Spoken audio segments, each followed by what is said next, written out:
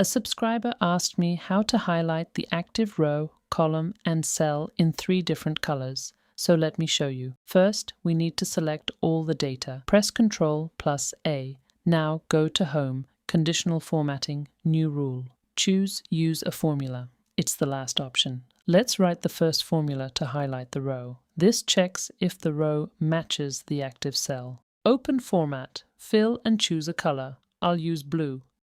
The row is highlighted now. Select the data again. This is important. The range must be selected or the formatting won't work. Add a new rule. Use a formula. This time, we write the formula for the column. This highlights the column of the active cell.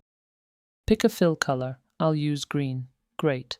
Both the row and the column are highlighted. Now let's highlight the active cell. Add a new rule. Use a formula. We use the AND function. It means both conditions must be true. First, we check the row.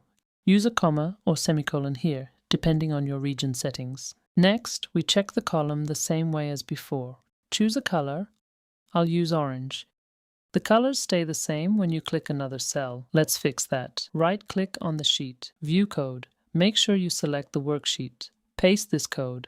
Application.Calculate. Now the highlight follows your cursor.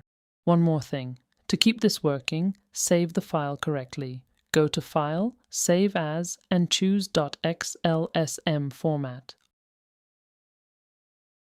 You'll see 2 files with different formats. Open the one you just saved. You'll see a security message. Click Enable Content to allow the code. After that, everything works. That's it. Thanks for watching.